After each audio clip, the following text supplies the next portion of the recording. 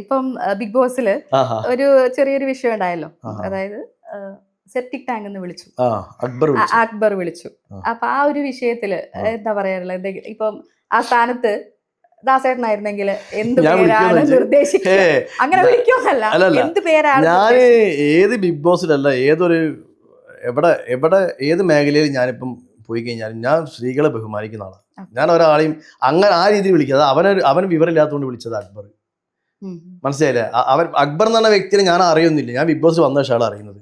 അത് big boss ഇപ്പൊ കയറിയ ഒരു ആൾക്കാരിൽ ഒരു 5-6 ആൾക്കാരായിട്ട് എനിക്ക് നേരിട്ട് പരിചയമുള്ളൂ. ബാക്കിയുള്ള ആൾക്കാർക്ക് അവിടെ വന്ന ശേഷം അറിയാൻ കഴിഞ്ഞു കേട്ടോ. കാരണം അയാളെ കുറച്ച് കാണിക്കല്ല, ഞാൻ അറിയാത്തതുകൊണ്ടാണ്. പക്ഷെ ഒരിക്കലും അങ്ങനെ വിളിക്കാൻ പാടില്ല.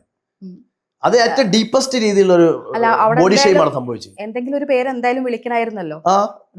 രേണു സുധീൻ എത്ര ആൾക്കാർ നല്ല രീതിയിൽ വിളിക്കുന്നുണ്ട്. ഞാൻ വിളിക്കുന്ന ആരോട് പറയേണ്ട ആവശ്യമില്ലല്ലോ.